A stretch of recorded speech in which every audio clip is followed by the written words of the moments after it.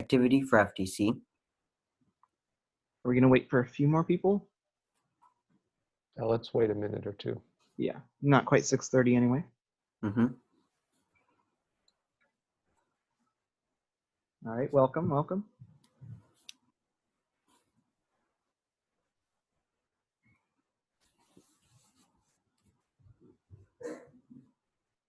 Oh, wait. Oh, oops. Wait. Sure. Is my screen share still working? It doesn't show the outline. I'm confused. Shri, it's the V.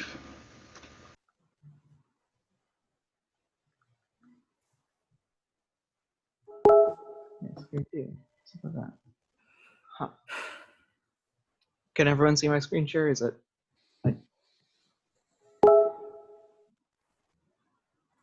Yeah, we can see the presentation. Okay, yeah, it doesn't show the green outline as I was saying.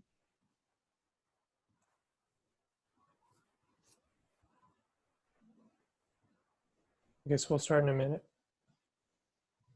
So I should just say my part again. Yeah. All right. Give it one more minute.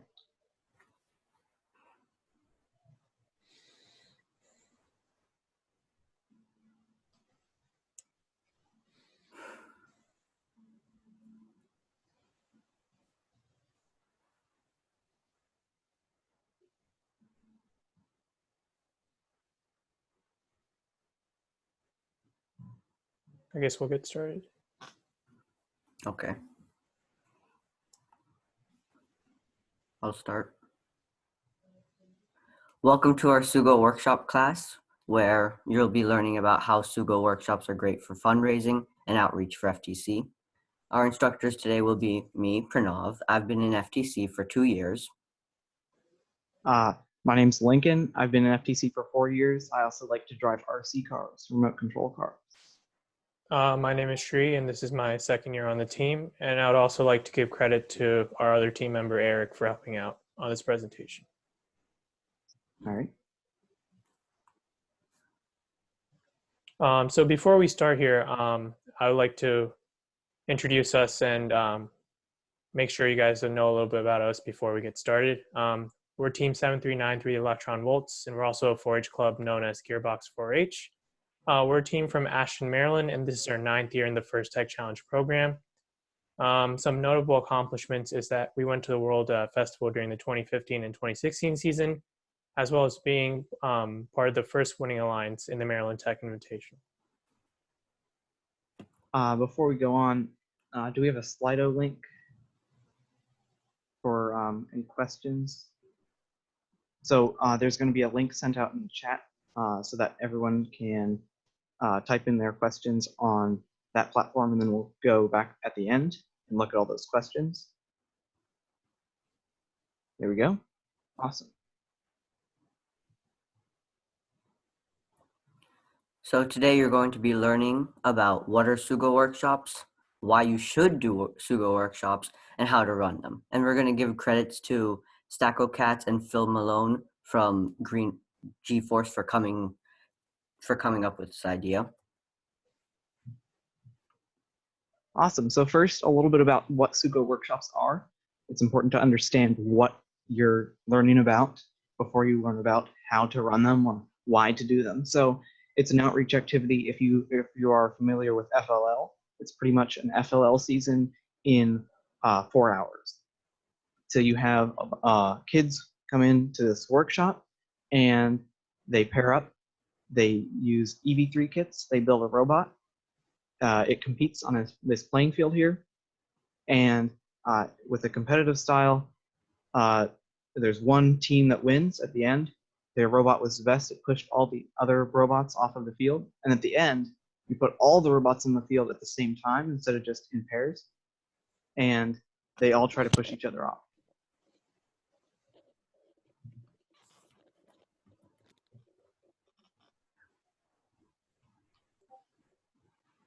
So a bit about the motivation on why to do Sugo. So it can provide benefits to both the people running them and the people attending them.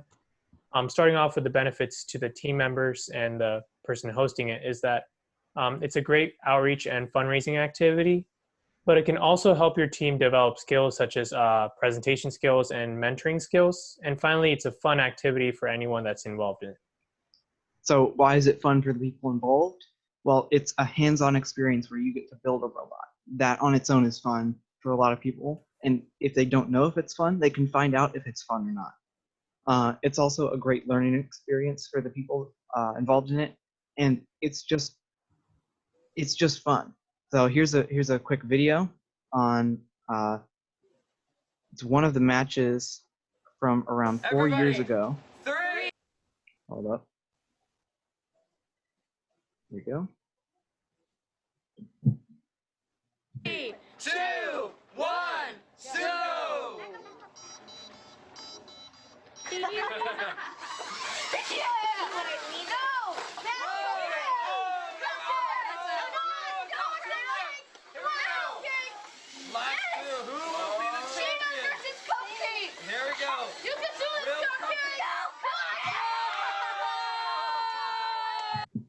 So there you go. There's one of the rumble matches at the end where all the robots were placed on the field. There you saw a bunch of kids having a lot of fun, a lot of enthusiasm there, and you got to see sort of what the robots look like and what the match looks like.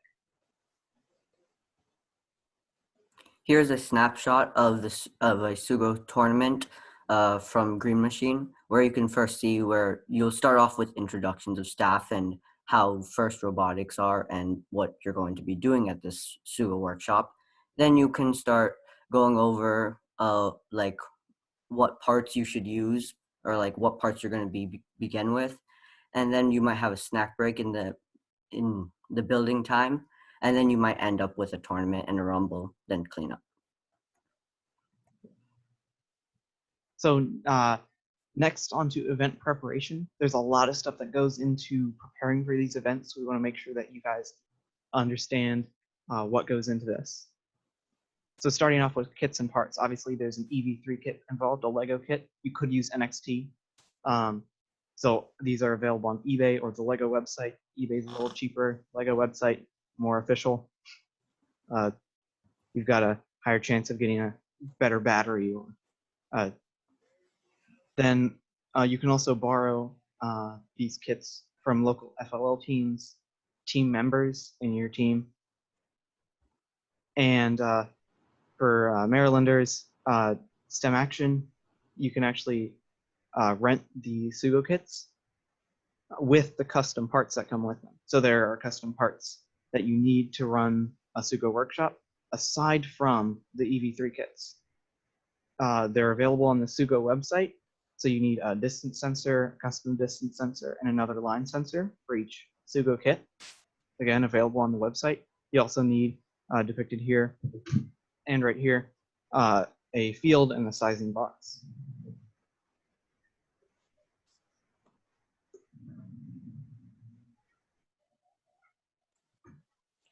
So another key part of running a Sugo workshop is finding a location to host it. And there are obviously many options depending on wherever you're in the nation or in the world, but usually it comes down to two. You can either spend some money or you can use the free options.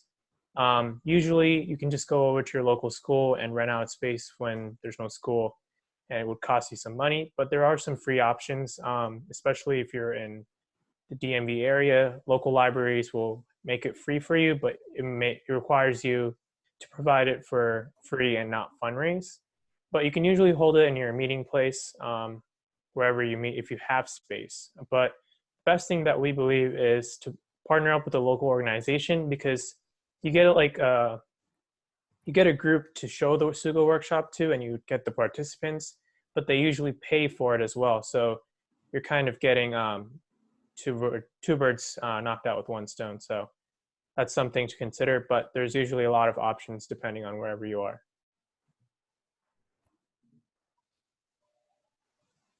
And here's like a sample location.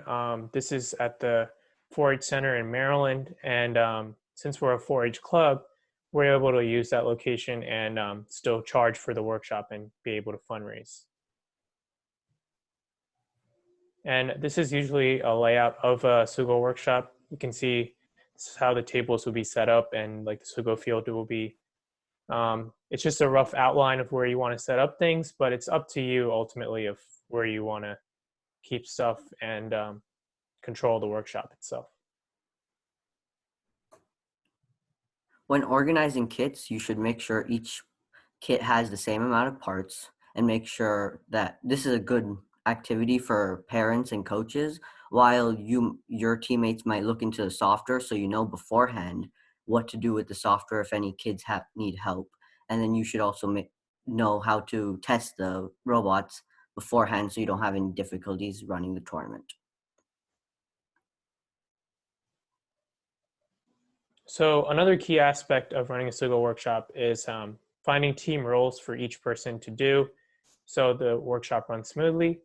What we found is that for a group of around 14 kids, it's usually good to have like 5 team members and at least like 2 adults, so they can manage all the logistics of it. But on the right-hand side, you see we have some team roles for you to consider. Some of the most important ones are like the match announcer and the referee, and something to consider. But main thing with team roles is make sure everyone has something to do in the workshop and they're actually enjoying it. So, because that's what you're there to do. And finally, just make sure to practice it several times so it doesn't look embarrassing in front of the kids that are participating. So here is a sample packing list that we found to be useful, but you can definitely tailor this to your needs based on how you're setting up the Sugo workshop. And then here are a few options. They're very, very rough estimates for cost. You've got the renting option where you just rent out a few kits from your local first organization, or maybe you can even rent out the kits for free from a local FLL team that's willing to let you borrow them, or some team members that have Lego kits. And then you can get some prizes for the winners of the tournament, and then find like a library, or maybe your school offers free rooms, and you could run a Sugo workshop for under $100. Or there's a very expensive option where you buy everything. You buy the Sugo kits, you buy 5 Sugo kits, you buy 5 sets of the Sugo parts, you buy the tables, you buy the field, you buy prizes, you buy a projector so that you can display the matches and the video beforehand.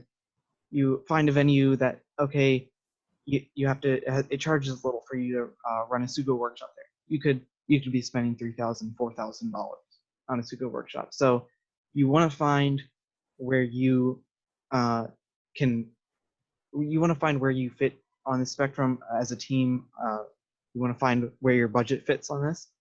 And you can also consider getting a sponsorship. It's a great selling point to say, hey, if you sponsor us, we'll use the money to buy materials for workshops to inspire our entire community, and not just spend it on robot parts, but have a sustainable impact on the community and income, because you can charge kids to show up at your Sugo workshop, and then you can make money that way.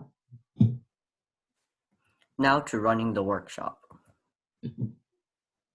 When running a workshop, you should make sure every kid or parents should sign a photo release form for the kids, and then have this tables and projector or whatever you have set up. Then have the team split up into 2 or maybe more. If they have friends together, make sure they're together, and then have them make names and then start an introduction. So when you're starting a workshop, it's very important to kind of communicate with the kids and let them know what they're doing for the day. So we start off by introducing gracious professionalism. As many of you know, if you're in first, gracious professionalism is just a fancy word for sportsmanship. And by establishing that in the beginning of the workshop, you kind of set the ground rules for the kids. And then move on to showing a video of a Sugo match, as we did in the beginning of this presentation, so they know what they're working towards. And then a very important thing to consider is some kids have never worked with Legos before, especially like the ones that involve axles and connecting pieces. So you might want to show some basic principles off. And then finally, just make sure to lay out the schedule and tell them what they're doing, including snack breaks, when they'll be building the robot, and the actual competition. So next, after your opening remarks, the kids open up their kits all at the same time, and they start building, and they don't quite know what to do. So how do you help them out? You never want to build their robot for them. That takes away from the fun of it. It's their robot that they get to see compete in the competition. Even if it doesn't do well, they still have a lot of fun seeing it drive around and at least try, right?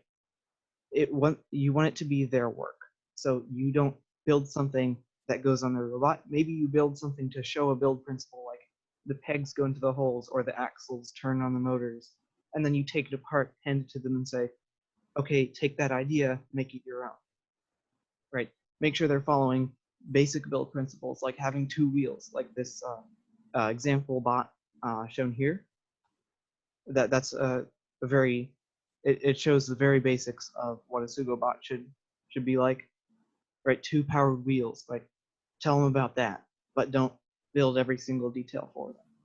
And then also pass around the sizing box periodically. It's really discouraging when you build your robot, and you go to inspection, and it doesn't fit in the sizing box right here. So it's not super limiting, but definitely you want to make sure that they're following that so they don't run into any hurdles later. You also want to make sure they keep an eye on the clock. So a lot of times kids are building, having a lot of fun, maybe struggling a bit, so they don't quite get finished before inspection, and they just try to keep building. That's great. They should go for it, but they got to stop at some point so that you can run the matches and they can run against other teams. And then on to the matches. After you get everyone with a built robot inspected, which we'll go over later, you've got the matches. So it's first off, you've got an announcer, announces the matches. All right, next we'll have these two teams come up to the board. It's just like the first tournament announcer, sort of like FTC, FLL, a combination of the two. A very standard MC role. It's a double elimination bracket for who wins. You don't have to use it, but it's very convenient. It's on the Sugo website. You can download it as an Excel file, and it'll do almost all the work for you.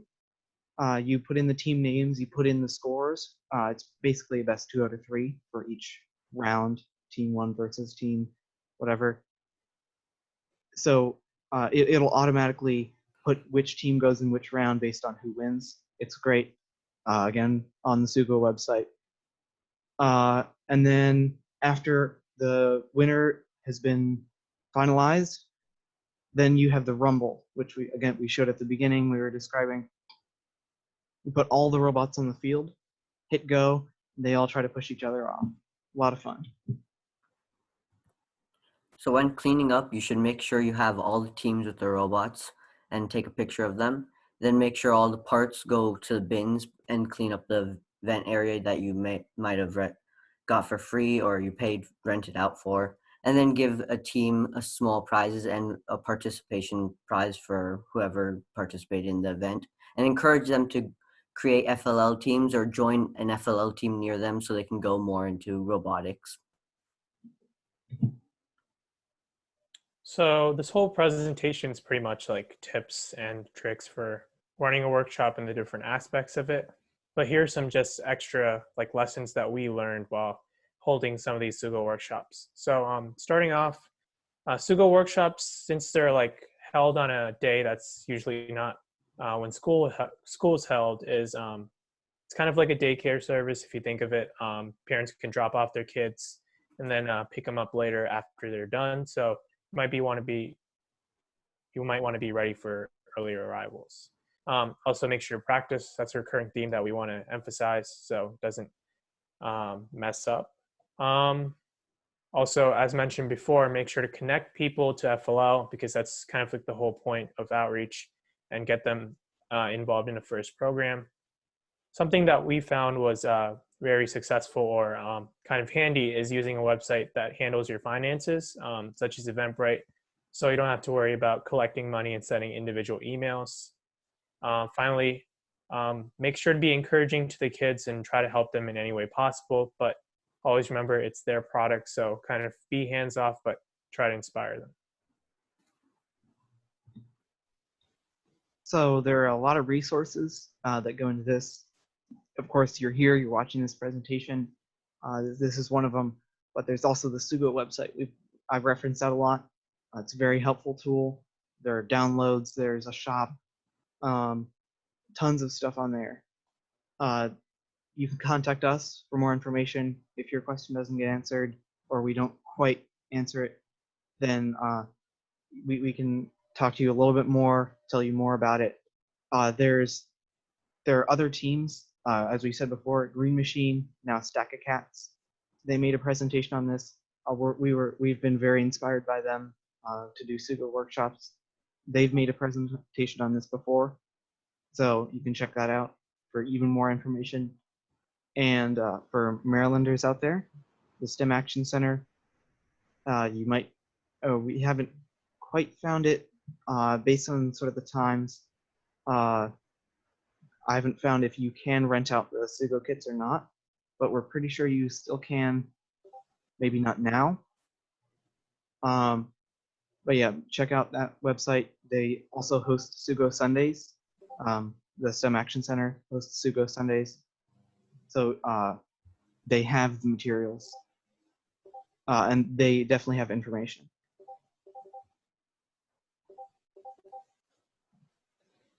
In conclusion, Sugo workshops are simple and very effective in impacting the community in a positive way.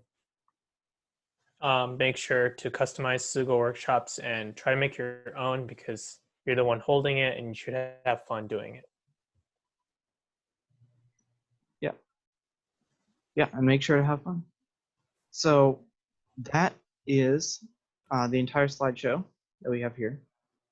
Now we have a video, not this video, different video. Sorry about that. So this is sort of a overview of sort of what the matches look like, and then a little bit of inspection, what it might look like. It's a little bit convoluted on the details, but it's a good overview. So starting off here are a few matches, and we'll sort of describe them as they go along.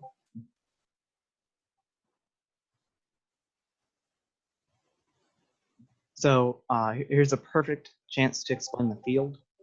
Sri, do you want to? So basically, if you see it's like a round field, and you can kind of recreate it or order on the Sugo website.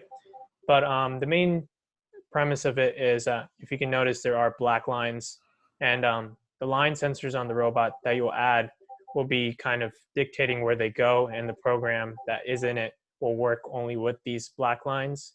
And if you notice, you have to place the robots behind the red lines, and this helps them kind of have a fair match. But that's basically the outline of the field and how the setup works. All right, let's see it in action.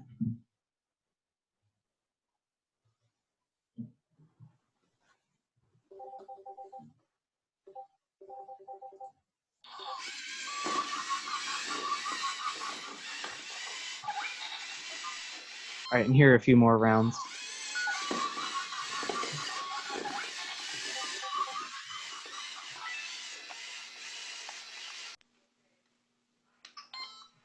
Here I have the robots starting in a different orientation to start, so that you can see that they actually detect the edge there and try not to fall off on their own. And right back there, we'll see that again for a second. So right there, the EV3 on the field right there won, but then as you can see, it falls over afterwards.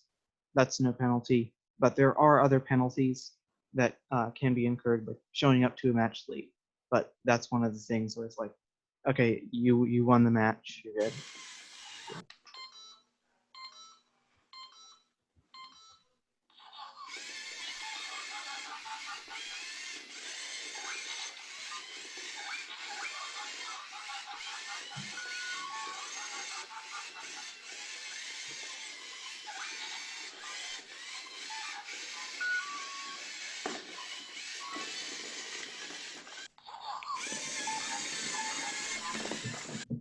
Another thing to notice about all of those rounds is only one of the robots won all of them. It was actually the EV3 won over the NXT. That tends to happen a little bit more, but it does depend on the robot, how well it's built. So next, here's a little overview of inspection and sort of how that goes.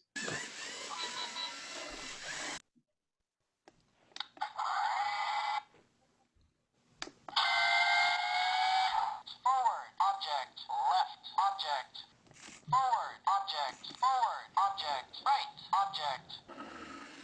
Left, left, left, right, right, right, right, right. Forward. Slow. Right. So right there, just went through all the different functions of the robot and made sure they worked. There are a lot of details there, so you got to run that and look at the instructions on that and find out how to test the robot, make sure they work perfectly before they run in the matches. And then here's a little bit of a lesson in sportsmanship. You want to avoid this situation at all costs.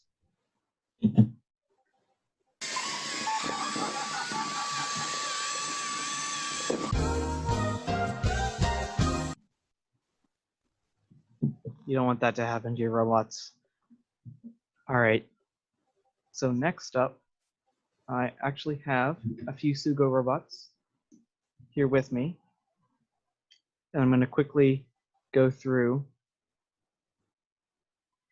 a few of the design principles behind the robot. Let's see. All right, there we go. A little easier to see. Sometimes the Zoom background cuts out the robot. So as you can see here, here's one of the robots from the video. Very simply, 2 wheels right here, and this distance sensor in the front here. I'll boot this up here. Classic NXT. Let's go with this one. So here you go. Here is, it's not displaying the line sensors very well. But there you go, there the line sensors are on, and it's not doing exactly what I want it to do right now. Anyways, you can see the sensor in the front here, and then the sensor has to be upright. There are 2 little eyes facing outwards, and there's my dog in the background. 2 little eyes facing up the front, and then there's a little sensor right on the top there. Pretty hard to see. Once you get it, you'll be able to look at that and see how it's oriented. It has to be upright. You want to make sure of that. But yeah, you just try to make them as simple, low to the ground, weight over the wheels, so you have traction. But those are a little bit advanced, right? So those are just a few build principles.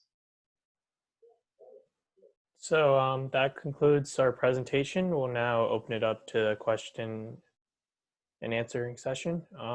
So we'll look at your questions on Slido.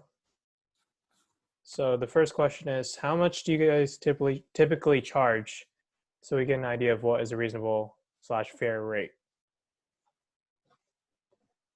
So that's kind of up to you and how much money you've been putting into this thing. But what we usually do, we charge about like, I think $30, something like that, because you're kind of taking care of these kids for pretty much the whole day. So we feel like that's a reasonable price, but it's up to you to make that decision and how much money you've been putting into the Sugo workshops.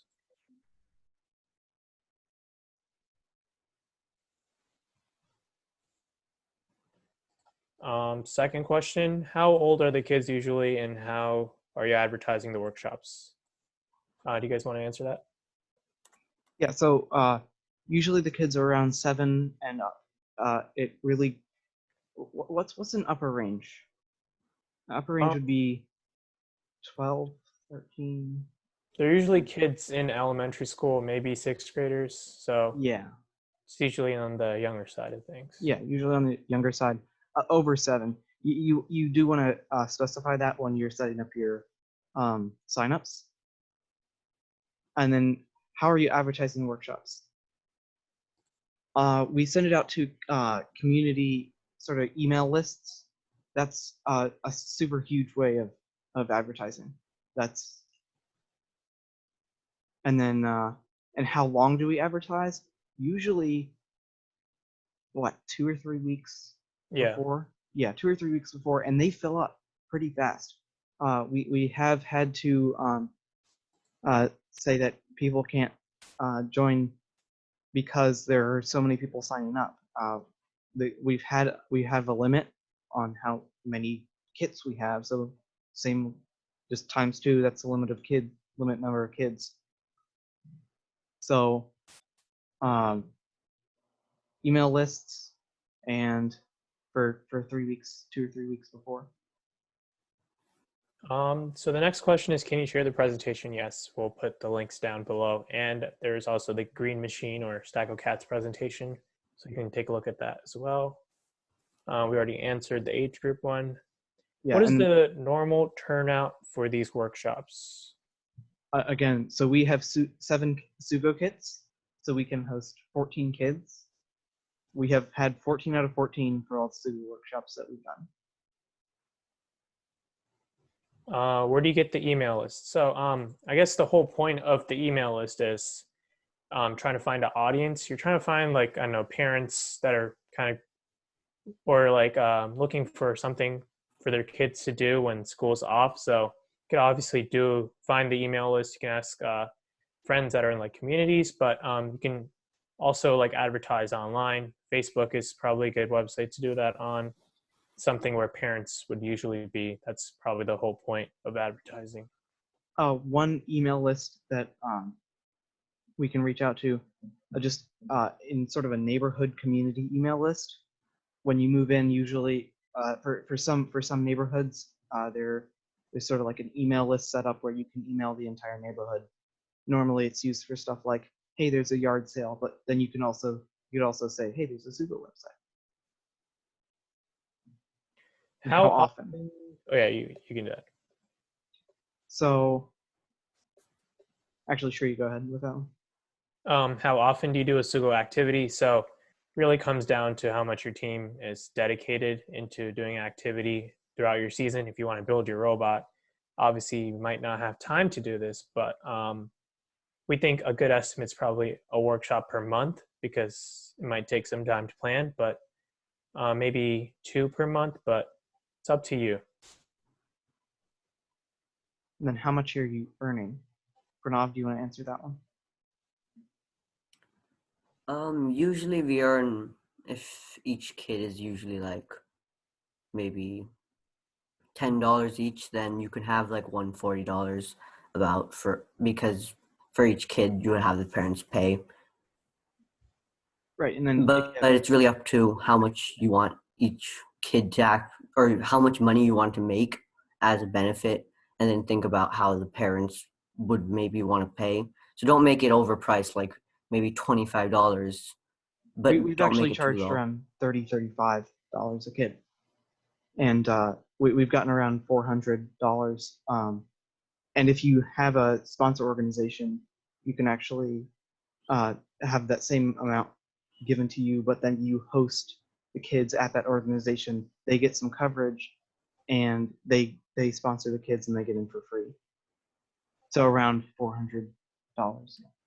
There's kind of like a lot of need for like these kind of workshops or something for kids to do relating to robotics and tech and stuff. So anything you put out, it's probably going to get filled out fast. What are the common challenges during training? I'm assuming like preparing for the workshop. Lincoln, what do you want to take that question? Yeah. Let's see. I mean, it's really just the tediousness of sorting through the kits. That takes a while. It's not the most challenging thing, but you have to go through it, and it's a very tedious task. Something else that might be challenging is, especially like if you're going to have an announcer. So you might The whole point of that is to try to get the kids engaged already. Like the tournament itself is pretty fun, even if like kids lose, they're still going to be interested in looking at the robots and stuff. So that might be hard, but if you've volunteered in first tournaments and done that stuff, it's not going to be hard. But it comes down to probably logistics and finding a space and the expenses. Those are probably the hardest things to do. Is there a Sugo workshop website? There's a Sugo website for a bunch of resources that is on our slides, so that I don't have to list off a URL that will be posted. Are the kids first timers, or do you have ones coming back to similar events? I don't know that off the top of my head. Usually it's Usually it's first timers. first timers. Yeah. Yeah. You don't want the same kids coming back. That's kind of Well, you ruining- definitely could have that, but yeah. usually it's different kids every time. And then what kind of spaces? Spaces. Okay. Yeah, do you want to? So as we mentioned before, since we are a 4-H team, we use the 4-H Community Center. You could obviously do it at your own meeting place, like if you have a basement or something, and your host for your team is willing to do that, you can. But probably a more reasonable option to hold them is schools. They seem reasonable, or libraries. But it depends on any public spaces that is available in your area. Yeah, and then we've also recently partnered up with the shoot, I always forget this, Montgomery County Maryland. Muslim Foundation, and they have a great venue. It's no more than let's see, 300 square feet, ballpark estimate. It's not huge, but it's yeah, and we've been considering a library, but then we got that offer, so libraries would work too. What feedback do you get from the kids and parents? They usually like it. Yeah. It's fun. And the kids who win get prizes and stuff. So We gave feedback forms at the end of these events to each teams, which had some questions of how did they enjoy it? Would they come back for further explanation of what they think about it? So how long have you been doing Sugo workshops? So we just did it. So we've been doing it for a while as like our whole team, like including members that are not in the team anymore. But we've taken a break and then come back to it this year. So I'd say like 3 or 4 years, or Yeah, we did a workshop 4 years ago. Not many people are left from that era of the team, but yeah. And what are the profits? So the $400 if you have every kid paying and then you have no expenses whatsoever. But then your $400 goes down after you get prizes, and then maybe you do have to charge to get charged for a venue, right? So it's around $400. It could be a little less based on the circumstances.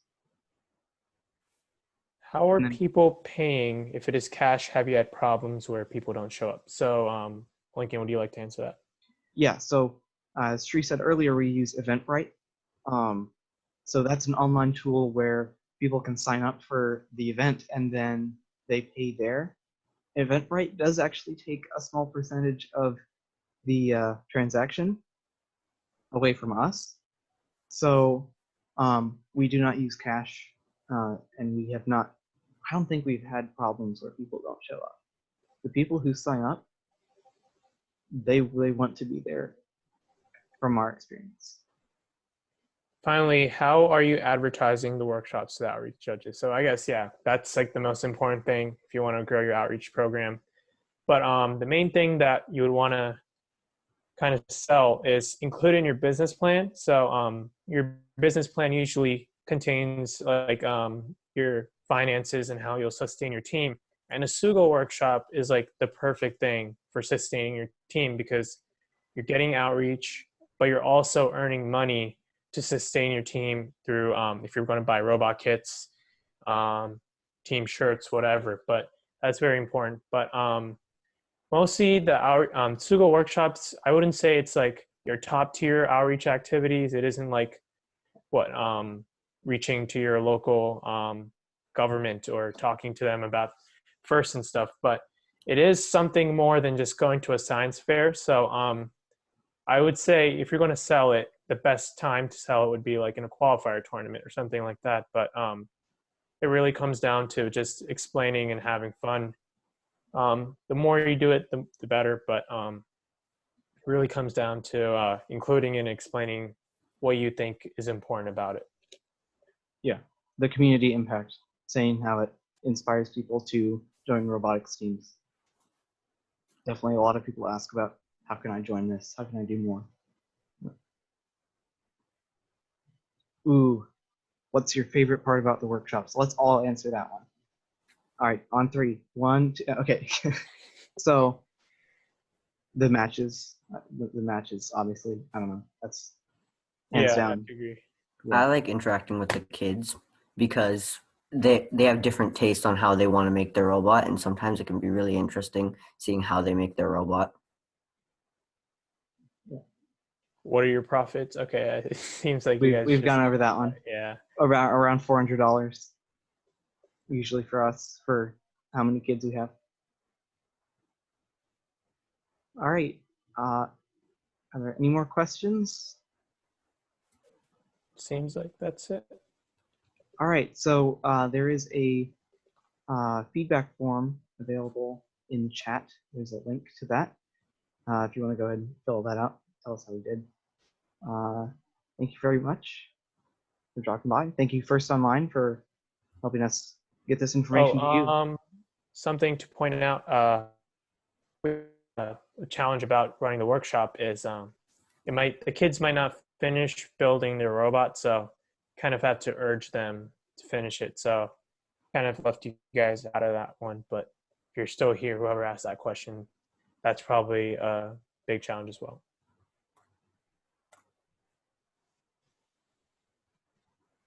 All right.